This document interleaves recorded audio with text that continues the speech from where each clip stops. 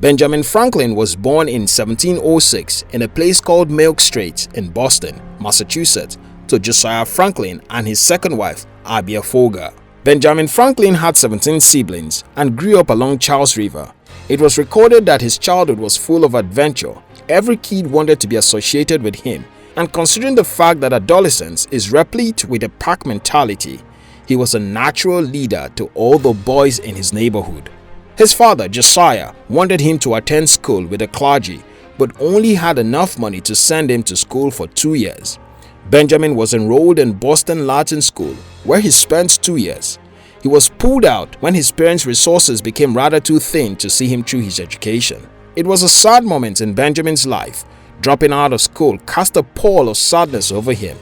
For a long time, he would sit by the window every morning and watch other kids, boys and girls, whose parents could afford their tuition as they went to school.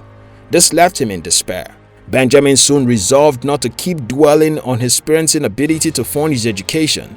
He rather decided to make the best out of the situation. He still wanted to be an enlightened and informed individual who can hold his own in the midst of educated people and intellects. So Benjamin took to reading. He read voraciously, consuming books on a range of subjects, from politics to geography to science. He began to assist his father at work for 2 years after dropping out of school, still making out time from his busy schedule to read. The year he turned 12, he became an apprentice to his older brother, James, a printer, who educated him on the trade of printing. Benjamin worked so hard as an apprentice and also raised some money. In 3 years, the year he turned 15, his older brother founded the New England Courant. This publication became the first genuinely independent newspaper within the colonies. Benjamin was also a supporter of freedom of speech.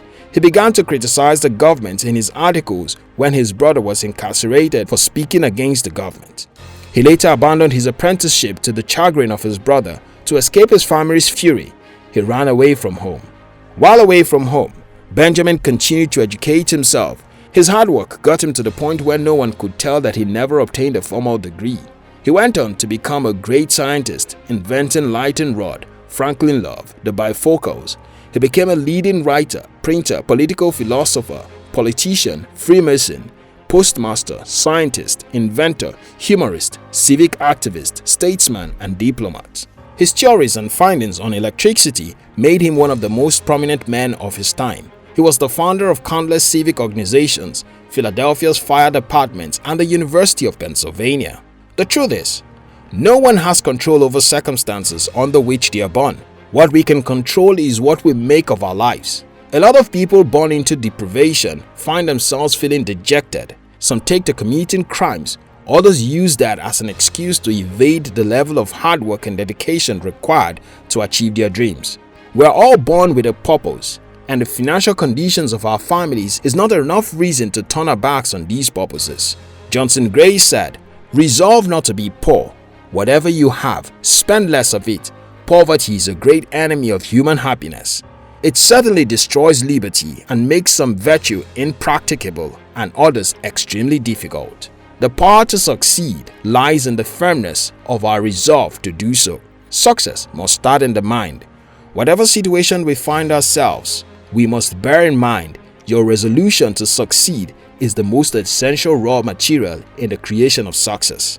James Baldwin said, "If we attack our problems with determination, we must succeed." So, success isn't dependent on what you have or the financial strength of your family, but on your resolution to overcome it. Mariah Carey said, "Lord knows, dreams are hard to follow when there is no financial backing, but don't let anyone take your dreams away. When you feel like hope is gone, look inside you and be strong."